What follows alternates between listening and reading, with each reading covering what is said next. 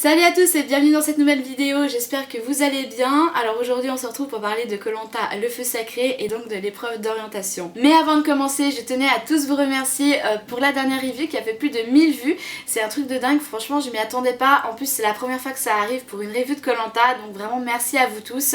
En plus j'ai vraiment reçu des super commentaires, donc ça fait trop plaisir. Encore une fois, merci à tous pour votre soutien. Donc voilà, sur ce c'est parti pour la review.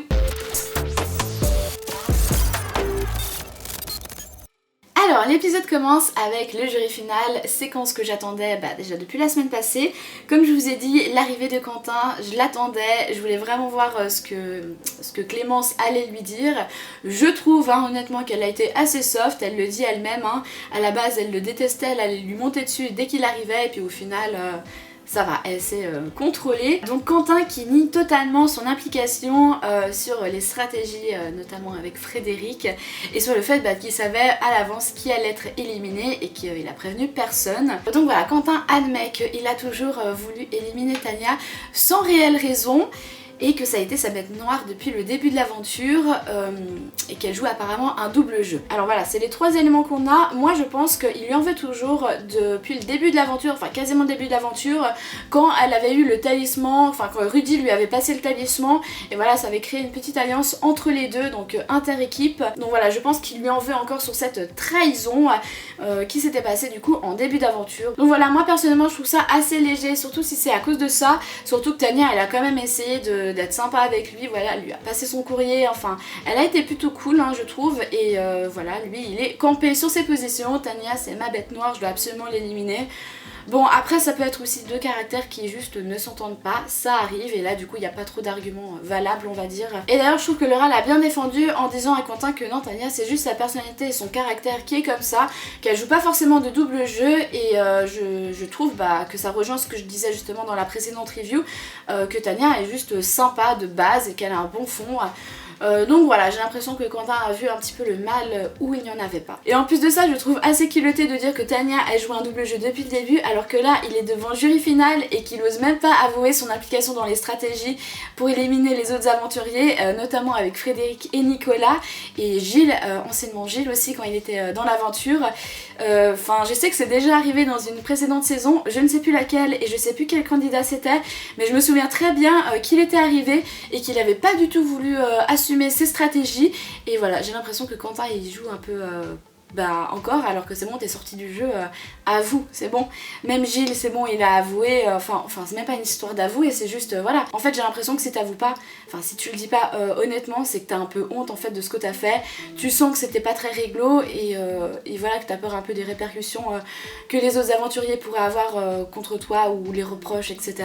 Alors que non, en fait t'as pas à avoir honte, c'est un jeu, t'as joué, contrairement à Frédéric qui assume totalement son jeu et ses stratégies. Donc j'ai l'impression que Quentin ne veut pas en parler parce qu'il a un petit peu honte, ou en tout cas il sait que c'était pas très correct. Donc voilà, pour le jury final c'était assez sympa de commencer par cette séquence, et après je sais pas s'ils ont coupé des choses, mais j'ai l'impression quand même que Elena, Laura et Clémence ont été assez soft dans les reproches en tout cas qu'elles pouvaient faire à Quentin. Donc bon, on est de retour sur le camp avec nos aventuriers qui ont digéré le conseil de la veille, notamment Frédéric et Nicolas, qui reconnaissent quand même que c'était un très bon coup stratégique de la part de Julie et Tania, bon en particulier Julie étant donné que c'est elle qui a lancé la stratégie. J'ai l'impression, bon en tout cas c'est mon impression, que Julie a été un peu faussement humble. Alors moi personnellement j'aurais quand même un petit peu plus frimé, mais voilà, en mode gentil, en mode un peu taquin, et j'aurais quand même exigé que cette stratégie qui est rentrée dans les annales, selon Nicolas, porte mon nom. Donc voilà, ce sera la stratégie de Julie, il faut quand même lui concéder ceci,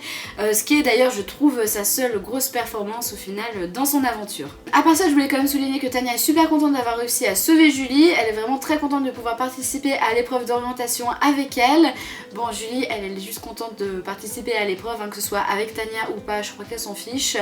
Je suis désolée mais j'ai vraiment l'impression que déjà c'est pas une amitié pour moi, ou alors c'est une amitié à sens unique, et ouais, j'ai l'impression que, vu le montage, que Julie elle est froide avec Tania, qu'elle est pas hyper reconnaissante, donc je sais pas, je trouve ça hyper bizarre. Il n'y a pas d'alliance forte, il n'y a pas de réelle amitié, enfin dites-moi ce que vous en pensez, peut-être c'est juste moi qui me fais des films, mais à l'écran je trouve pas que ça transpire l'amitié comme par exemple Quentin et Frédéric et il y a une mouche, bref on s'en fiche. Ou alors c'est vraiment mal montré à la caméra, mais je trouve que Julie elle a l'air froide et pas hyper reconnaissante envers Tania, enfin je sais pas, après c'est mon avis, hein, peut-être je me fais des films, dites-moi ce que vous en pensez. Moi j'ai pas l'impression honnêtement que Julie apprécie plus Tania que ça, enfin bon. C'est mon avis, peut-être que je me trompe. Bah écoutez, c'est l'heure de l'épreuve d'orientation, hein. De toute façon il n'y a que ça dans cet épisode. Donc let's go, on retrouve Denis qui présente les 3 arbres repères, enfin les 3 repères. Donc on a le bois centenaire qui était plutôt bien caché, on a l'arbre liane qui était un peu moins caché j'ai l'impression, et les boulis de pierre qui se trouvent dans une palmeraie, donc une plantation de palmiers, donc autant dire que c'était quand même assez aéré. Et d'ailleurs le poignard de l'arbre liane, non du bois centenaire était caché dans la pelouse. Donc moi j'avais jamais vu ça, vraiment un poignard enterré, enfin juste planté. Je trouvais ça un peu compliqué à trouver, enfin j'ai l'impression que c'est plus compliqué quand c'est vraiment une pelouse et du coup t'as tendance à être attiré vers, je sais pas, des rochers ou un endroit où tu te dis que le poignard pourrait être caché que juste une pelouse bien tendue. Et voilà, au final il faut un peu fouiller dans les brins d'herbe, du coup c'est ce que Tania a fait. Donc on a Nicolas qui fonce pas, lui il va tranquille, il prend d'abord son repère avec la boussole et donc il se dirige vers l'arbre liane. Ensuite on a donc Frédéric qui se dirige vers les boulets de pierre et Julie qui se dirige elle vers l'arbre centenaire et Tania qui sait pas trop où elle va, on le verra d'ailleurs dans cet épisode, hein, elle a suivi l'Occident, je crois que c'est ça en fait sa seule indication, elle s'en fiche de la boussole, elle c'est l'Occident. Au final elle arrive à l'arbre repère de Julie qui ne le trouve pas, hein, parce que honnêtement Julie et Frédéric ont beaucoup galéré alors que Nicolas, je vais pas trop revenir dessus, en gros c'était plié. J'ai noté, il a mis quoi déjà Nicolas, 10 minutes pour trouver la balise, donc balise et arbre repère, et 40 minutes pour trouver le poignard. Donc en gros en 50 minutes c'était plié. Au final Tania était avec Nicolas mais bon elle est vite partie ailleurs. Tania de toute façon elle a fait que se perdre, hein, dans cette orientation. Bah écoute, c'est pas ton truc, mais au final elle a quand même réussi. Elle a quand même dû changer du coup à 2 reprises, enfin du coup ouais elle a été à 2 arbres repères différents. Julie elle était complètement à la masse aussi, hein, il faut pas se le cacher. Et d'ailleurs quand Tania arrive et lui demande où elle en est dans ses recherches, elle dit rien, elle répond pas. Elle aurait pu lui mentir, bon elle a choisi de rien dire en l'occurrence, alors que Tania avait déjà trouvé le point repère et Julie pas. Avant ça évidemment Tania retrouve Frédéric, donc elle est en pleurs, elle est fatiguée, je peux comprendre. Je pensais pas qu'elle aurait craqué aussi vite, mais voilà ça arrive. Et Frédéric à sa manière arrive quand même à la remotiver et à la faire partir de son point repère, alors que lui il avait rien trouvé. Bon là du coup il a joué la stratégie en lui disant qu'il avait déjà trouvé la balise, ce qui a dû faire un petit peu à Tania. Je pense pas qu'elle aurait été en mode à le suivre au final et puis à chercher le poignard au même endroit que lui. De toute façon ça aurait pas marché parce que voilà le gars il parle aux vaches, enfin bref. D'ailleurs il y avait des vaches, hein. C'était assez drôle. Et puis bon du coup elle se paume et elle arrive au final au point de Julie. Puis là comme je vous ai dit Julie ne dit rien et au final Tania trouve la balise, retourne à la table où il y a Denis et se paume encore une fois. Heureusement je crois qu'à un moment donné elle retrouve le petit chemin. Donc voilà, honnêtement Tania elle a eu une bonne étoile sur le coup parce qu'elle aurait pu se perdre 1000 fois, ce qui a été le cas, et au final même pas trouvé le poignard. Donc en vrai durant une grande partie de l'orientation Frédéric était tranquille sur son point repère. D'ailleurs ce qui m'a étonné c'est que Julie et Tania se dirigent vers le même point repère alors qu'elles auraient pu clairement sur le coup aller peut-être sur Frédéric et trouver les boulites de pierre avant lui. Je pense que Nicolas ça aurait été un petit peu galère. Bon de toute façon en 50 minutes c'était plié et peut-être que Tania voulait pas, je sais plus où elle voulait aller de base, mais il me semble bien qu'elle voulait aller sur le bois centenaire, donc en même temps que Julie, ouais. Puis bon au final elle s'est retrouvée là où il y avait Nicolas, au final elle a dû rechanger, elle a recroisé Frédéric. Tania je crois qu'elle a fait le tour de l'île, hein. Puis comme je disais, Frédéric qui a eu grave de la peine à trouver son tas de cailloux. Ensuite avec la balise ça a été un peu plus vite. Je crois qu'il y a eu aussi un coup de stress quand il a su que Nicolas avait déjà son poignard, il s'attendait peut-être à que quelqu'un arrive.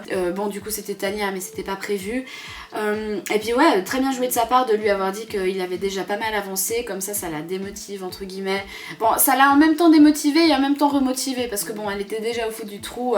Donc voilà, sur le coup ça l'a plus remotivée j'ai l'impression et puis voilà, elle part en direction de Julie. Puis bon bah vous l'avez vu, hein, Nicolas récupère son poignard en 50 minutes, suivi de Tania. Ensuite Julie arrive sur l'endroit où il y a Frédéric et au final c'est Frédéric qui remporte le dernier poignard. Puis voilà, je crois que Julie l'a pas trop mal pris hein, sur le coup d'avoir raté, enfin d'avoir perdu en tout cas. Voilà bah, pour cette orientation qui était quand même assez cool. De toute façon l'orientation c'est assez difficile de la foirer en tout cas je trouve, sauf si vraiment tout le monde trouve son poignard en genre je sais pas 30 minutes, 1 heure, là oui bah c'est un peu galère. D'ailleurs j'ai l'impression qu'ils ont beaucoup complet aussi hein. Bon ça je m'y attendais parce que de toute façon c'est un épisode coupé en deux, mais à chaque retour de pub, donc quand l'émission reprenait après la pub, ils nous refaisaient le résumé des minutes précédentes, enfin non mais n'importe quoi. Enfin, je sais que l'audience est peut-être assez âgée, mais faut pas déconner là quand même. Je sais pas comment ça va être pour les potos, mais je veux même pas y penser. Je voulais aussi revenir sur la discussion de Frédéric et Nicolas juste avant de partir sur l'orientation. Donc voilà, Frédéric lui dit clairement que c'est lui qui va choisir, qui va choisir Nicolas s'il gagne les poteaux. Et Nicolas lui dit merci, c'est gentil. Ok, je crois que Frédéric voulait pas forcément entendre ça, mais d'accord, pourquoi pas. Je pense que si Nicolas est assez stratège sur le coup, il choisit Tania en l'occurrence.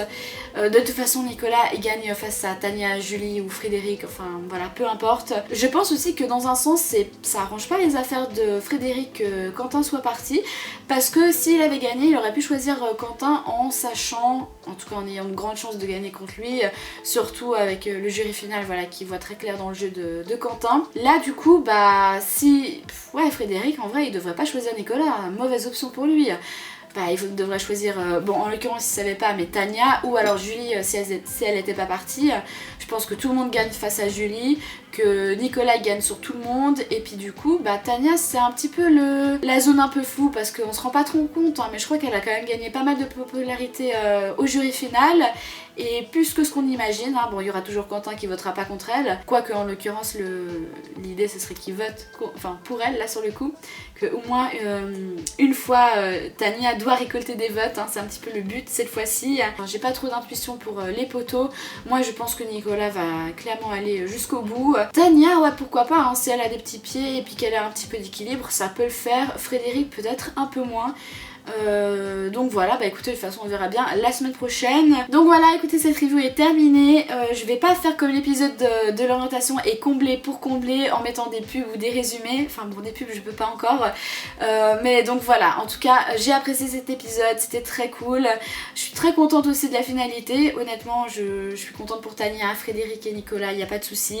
J'aurais été un peu déçue, je vous avoue, que ce soit Julie qui gagne à la place de Tania. Donc au moins on a eu un petit peu de suspense à ce niveau-là.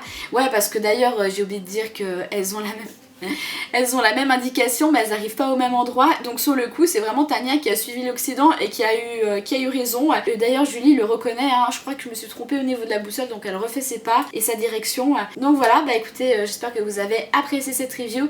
Si c'est le cas comme d'habitude n'hésitez pas à la liker, la commenter et bien sûr à vous abonner, ça me soutient énormément. Et nous on se retrouve très bientôt dans une prochaine vidéo. Ciao ciao.